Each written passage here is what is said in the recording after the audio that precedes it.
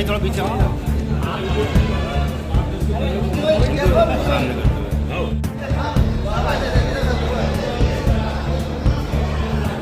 के बीच में खड़े होकर तय हो जाती है। भारतीय जनता पार्टी ने पिछले 18 सालों में और यहाँ के विधायक देवेंद्र वर्मा है 15 सालों में एक ऐसी कोरी किताब छोड़ दी है जिस पर कुछ भी लिखा नहीं गया। सड़कों पर गड्ढे हैं, नलों में पानी नहीं है।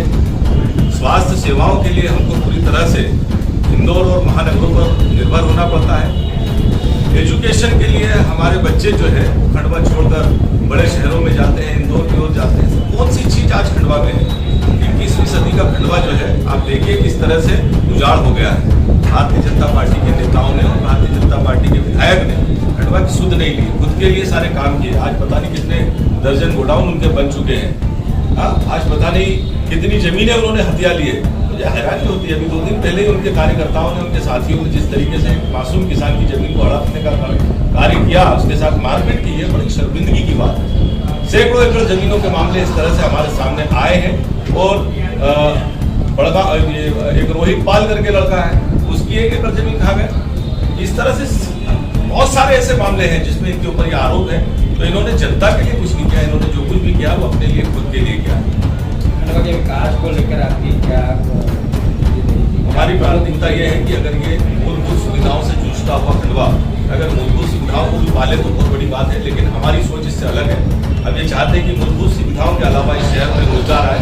इस शहर में जो ग्रोथ सेंटर बना हुआ है, हमने पिछली बार भी जब 15 महीने की सरकार थी, कमलनाथ जी से चर्चा की थी, जो लोग यहाँ पर उद्योग लगाने की गारंटी देंगे हम उनको मुफ्त में जमीन देंगे और लगभग 6 महीने से 1 साल तक मुफ्त में बिजली देंगे, ताकि हम यहाँ पर रोजगार को डेवलप कर सकें।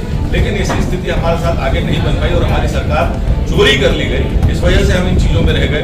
बाईपास रिंग रोड की जो बात होती है उसके मामले में हमारी जो स्थिति थी उसमें भी हमने जब इस विषय पर बात की थी, तत्कालीन सरकार जो भयानक कर्जे में डूबी हुई छोड़कर गए थे शिवराज सिंह, इस बार भी वही के वही हालात है। लेकिन तब भी कमलनाथ जी ने मुझसे कहा था, आप सब हमारे सीनियर कमलनाथ जी के साथ चर्चा कर रहे थे, उस समय उन्होंने कहा था कि देखो 300 करोड़ रुपए से ज्यादा का इसका बजट आ रहा है, तो इसको हम क्रमिक तरीके से आगे बढ़ाएंगे। लेकिन मैं इससे पहले मेजर रोड सैंक्शन करता हूँ। वो 10 मेजर रोड खंडवा की सैंक्शन हुई थी, लेकिन भारतीय जनता पार्टी के नेताओं ने उस तमाम सुविधा को और उन तमाम बातों को ध्वस्त कर दिया। खंडवा में पेयजल को लेकर भी जब हमने शिकायत की, नर्मदा जल के बारे में, कमलनाथ जी ने तत्काल, जब हम दादाजी मंदिर के विषय में बैठक करने गए थे, उसके बैठक के बाद उन्होंने प्रिंसिपल सेक्रेटरी को बुलाया, चीफ सेक्रेटरी को बुलाया और 85 करोड़ रुपए एक मुश्त उसी समय स्वीकार किया, जिसको भारतीय जनता पार्टी की सरकार ने दोबारा सरकार में आने के बाद निरस्त करा और फिर ये कहकर कि हम इसको स्वीकृत कर रहे हैं, दौड़कर गए और फिर 85 करोड़ रुपया वही दोबारा से सैंक्शन करा। इस तरह की घालमेल करना, अभी तक लगभग 300 करोड़ रुपया नर्मदा जल के नाम पर खर्च हो चुका है, लेकिन खंडवा की जनता आज भी 2 दिन में एक बार पानी पा रही है। और जो बड़े बड़े सपने दिखाए गए थे 12 मीटर तक बिना मोटर के पानी चढ़ेगा और इस तरह के जो बड़े बड़े अनुबंध हुए थे विश्वा के साथ, वो सारे ध्वस्त हो गए। खंडवा परेशान है, मूलभूत सुविधाओं से परेशान है। यहाँ पर बड़े बड़े उद्योगों की बात करना जो थे वो तो चले गए। पिछले 18 सालों में और पिछले 15 सालों में विधायक ने क्या किसी उद्योग के बारे में चर्चा की? मैं कमलनाथ जी का फॉलोअर हूँ।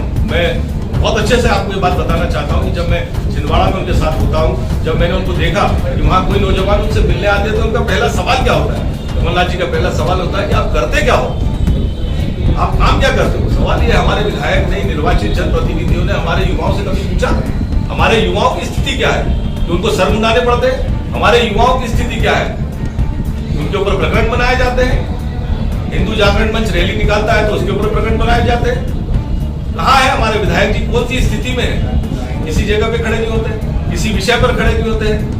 बहुत सारे ऐसे सवाल है जिनको लेकर हमको जनता के बीच में जाना है और जनता का जो आक्रोश है वो अभी बहुत छोटी सी एक मेरी यात्रा जो मेरे घर से लेकर दादा दरबार तक की, केवल उनका आशीर्वाद देने के लिए, कोई प्रयोजन नहीं था। लेकिन जिस तरह से प्रतिसाद मुझे खंडवा की जनता ने आज सड़कों पर दिया है, मैं अभिभूत हूँ और मैं कहना चाहता हूँ कि आने वाले समय में भारतीय जनता पार्टी 33 साल बाद, एक तो सबसे बड़ी बात यह है कि कांग्रेस पार्टी ने 33 साल बाद मेरे जैसे छोटे कार्यकर्ताओं पर भरोसा किया। मेरा कोई राजनीतिक बैकग्राउंड नहीं है, मेरे पिता तो रेलवे में साधारण क्लर्क थे। मैंने बड़ी मुश्किल से अपनी जिंदगी को राजनीति से जोड़कर, कांग्रेस से जोड़कर यहाँ तक लाया हूँ। तो मैं आप लोगों को बहुत ईमानदारी से कहना चाहता हूँ कि मेरे पिता कोई फर्जी सर्टिफिकेट बनाकर किसी सरकारी जॉब में नहीं थे, न उन्होंने किसी तरह से कोई फर्जी सर्टिफिकेट बनाकर अपने आप को विधायक बनाया था। वो एक साधारण परिवार से मैं यहाँ तक आप लोगों के बीच में आया हूँ और ये बोलने का मौका जो मुझे कांग्रेस पार्टी ने दिया है मैं उसके लिए बहुत कोटि कोटि आभार व्यक्त करता हूँ।